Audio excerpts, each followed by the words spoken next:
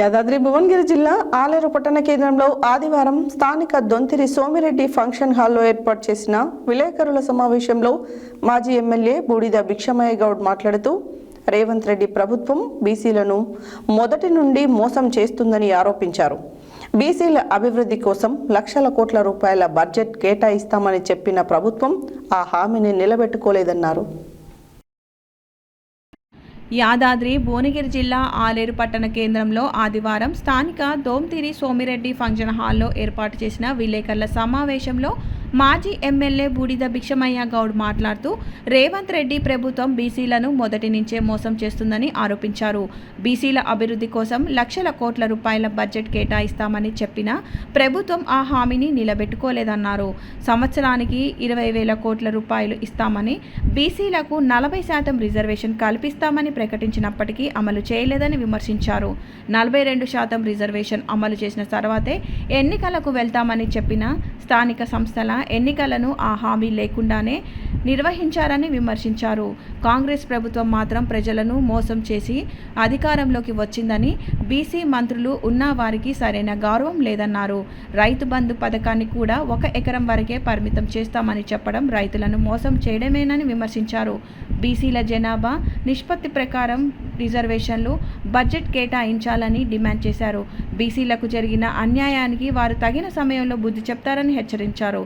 ఈ కార్యక్రమంలో BRS party పట్టణ అధ్యక్షులు పుట్ట మల్లేష్ గౌడ్, మండల అధ్యక్షుడు గంగుల శ్రీనివాస్ యాదవ్, రాజ్పేట మండల అధ్యక్షుడు తిరుమలేష్, మాజీ మున్సిపల్ చైర్మన్ వస్పరి శంకరయ్య, 1వ వార్డు కౌన్సిలర్ పాకాల మౌనిక హరీష్, అడ్డెపు బాలస్వామి, మొరిగాడి వెంకటేష్ గౌడ్, జల్లి నరసింహులు, రచ్చారాం నర్సయ్య, పాషికంటి శ్రీనివాస్, జూకంటి ఉప్పలయ్య తదితరులు పాల్గొన్నారు.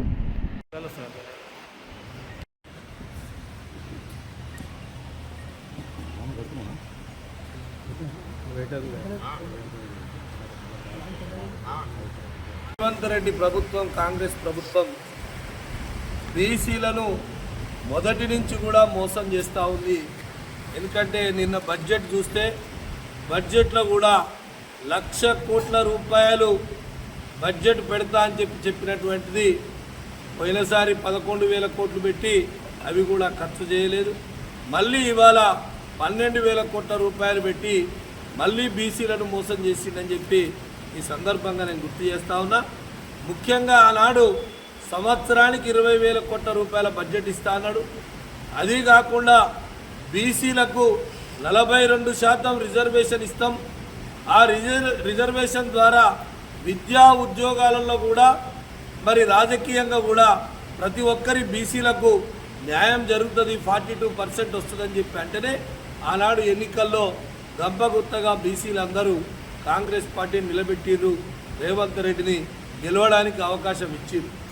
కానీ గెలిచిన దగ్గర నుండి అనేక రకాలుగా మోసం చేసే ప్రయత్నం చేసిర్రు. ఒకసారి కులగణన అన్నారు. ఆ కులగణనలో అనేక ప్రశ్నలతోని ఆ కులగణను కూడా నిర్వీర్యం చేసిండ్రు. దాని తర్వాత నేను డెడికేషన్ కమిషన్ వేస్తా అన్నారు. ఆ డెడికేషన్ కమిషన్ ద్వారా కూడా అది సక్రమంగా వేయలేదు. తర్వాత ఢిల్లీకి పోయి మేము పార్లమెంట్లో తేలుస్తాం, అందరి నాయకులను కలిపి మరి అక్కడ ఉన్నటువంటి జాతీయ స్థాయిలో మరి పార్లమెంట్లో బిల్లు పెట్టి అది కూడా క్లియర్ చేస్తామని అన్నటువంటి మాట అది కూడా ఉట్టి బుట్టదాఖలు అయిపోయింది. అది కూడా జరగలేదు. ఆఖరికి అసెంబ్లీలో తీర్మానం చేస్తే మీరందరూ కూడా తీర్మానం చేయండి, దీని ప్రకారమే ఎన్నికలు పెడతామన్నారు. దాంట్లో ఉన్నటువంటి బీసీ ప్రజాప్రతినిధులకు కూడా నేను ముఖ్యంగా వాళ్ళందరికీ కూడా గుర్తు చేస్తూ ఉన్నా, మంత్రులు కావచ్చు, ఎమ్మెల్యేలు కావచ్చు, వాళ్ళందరికీ కూడా గుర్తు చేస్తూ ఉన్నా. మరి ఆనాడు చెప్పినటువంటి మాట కట్టుబడకుండా 42% రిజర్వేషన్ ఇచ్చినాకనే ఎలక్షన్లకు పోతా అన్నటువంటి మాట, ఆ మాట తప్పి సర్పంచ్ ఎలక్షన్లు పెట్టిర్రు. తర్వాత పార్టీ గుర్తులున్నటువంటి మున్సిపల్ ఎన్నికలు కూడా మొన్న పెట్టిర్రు.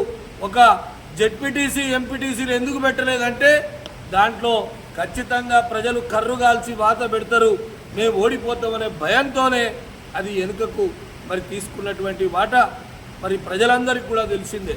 కాబట్టి ఈ విధంగా బీసీలను మోసం చేస్తున్నటువంటి పార్టీ కాంగ్రెస్ పార్టీ, రేవంత్ రెడ్డి ప్రభుత్వం అని చెప్పి ఈ సందర్భంగా నేను గుర్తు చేస్తా ఉన్నా. అదొక్కటే కాదు, ఆనాడు కేసీఆర్ గారు నాడు మరి గొల్ల కురుమలకు గొర్రెలకు బడ్జెట్ కేటాయించిండ్రు. ముదిరాజులకు మరి అనేక రకాలుగా ముదిరాజులు చేపలు పట్టుకోవడానికి కానీ వాళ్ళు చేపల చెరువు దగ్గరికి పోవడానికి బైకులు ఇవ్వడానికి అనేక బడ్జెట్ పెట్టి వాళ్ళను చేసిండు. అదేవిధంగా నేత కార్మికులు ఉన్నారు. నేత కార్మికులకు అనేక రకాలుగా వాళ్ళ స్కీములు అభివృద్ధి చేసి వాళ్ళ కుటుంబాలను వెలుగు నింపే ప్రయత్నం చేసిండు. కానీ వాళ్ళ సబ్బండ వర్గాలు ఎదురు చూస్తూ ఉన్నారు. ఆనాడు మాటలు చెప్తే మోసపోయి మరి ఆనాడు రేవంత్ రెడ్డి మాటలకు మోసపోయి ఓట్లేసినటువంటి బలహీన వర్గాలందరూ కూడా ఎదురు చూస్తూ ఉన్నారు. కానీ 2.5 సంవత్సరాలు అయిపోయింది.